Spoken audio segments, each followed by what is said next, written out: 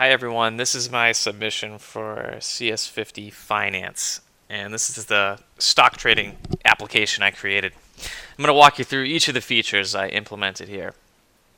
The first thing we're going to do as a new user is log in, or create an account actually. So let's say I wanted to create an account called Tom with a password of XYZ. The first thing you notice is this alert pops up that the passwords don't match. So that makes sure that the user really understands their password. They're entering in the exact same way twice in a row. So when I enter in XYZ, that alert goes away. And if I don't enter in XYZ, the alert remains. So Tom, password XYZ, he's registering. And now we're brought to the login screen. We're going to log him in right here. And we're immediately brought to the portfolio holdings account where you can see he starts with an available cash balance of $10,000. So let's buy some stocks. Or let's get a quote on a stock first.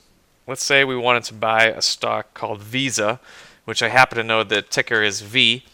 Let's get a quote, and we can see here that the current price of Visa is $179.47. So let's buy a few shares. If I buy, say, 30 shares of Visa, we come back to my portfolio holdings and we can see that I now hold 30 shares of Visa, and the total value of that is $5,384.10. And I have all these other calculations here. This is the total balance of my portfolio, just the stock value, and this is the cash value here of everything I have in my account. And when you add those together, you see I have $10,000. So let's show what it looks like to sell a stock. So first thing I want to show you is you can't sell a stock you don't own. So let's say I wanted to sell T, which is AT&T. I wanted to sell 5 shares of that.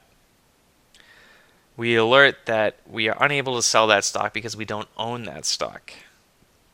So I come back here. Let's say I want to sell -5 shares of Visa. That too throws an error because you can't sell a negative amount of a stock.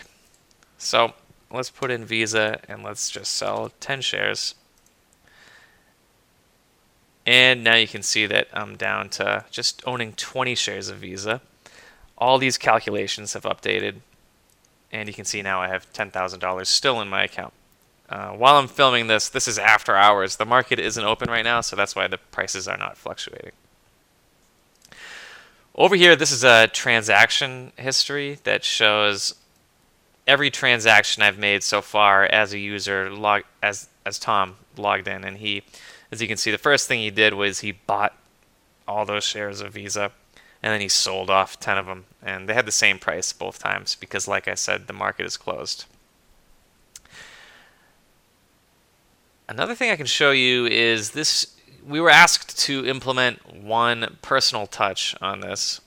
And what I did was I created something I called the leaderboard. And I opened this application up to my coworkers today, and I gave them all the ability to log in. They all created usernames and logins. They all started with $10,000. And I told them at the end of the day, whoever has the most money in their account would win a prize. So not only did they all go through, they made accounts, they bought stocks, they traded all day long. In first place, Hello Money ended the day with a grand total of $10,246.38. And I even I put in a timestamp here and another parameterized username here, which shows Hello Money. So this was updating all day long every time people refreshed this page. And what was great about having all these people using the app was they even tried to find all the bugs, and a few of them tried to inject some SQL. Cronall here tried to SQL inject an update statement to give himself $100,000, where his username is Cronall32, which I thought was really smart and funny. And luckily, there is enough built-in logic here in Python to convert what looks like a SQL statement into a string. So each of these became a username, essentially. It was never executed against the database. And Yeah, this one would have been bad too if he had dropped the entire users table. So everyone had a good time. They traded stocks all day long. The most asked for feature at the end of the day was this field called acquisition cost. Basically, in a nutshell, was when Kernal or any of the other users bought a stock at one price, they wanted to know how much the value of that holding was now versus when they bought it. So they wanted to see the difference here between the total value and the acquisition cost. And I tried to implement that today, but I found it was more challenging than I realized because there isn't just one unique ID to link to a transaction to a holding, because theoretically a user can purchase and sell stocks of the same symbol all day long, so there isn't one unique ID to tie it to. So there wasn't a clean calculation to get this value. So if I had more time, I'd like to be able to implement this and maybe keep the game going for my coworkers next week. Anyway, that's the whole app here. It was a lot of fun to make, and I hope you liked it. Thanks.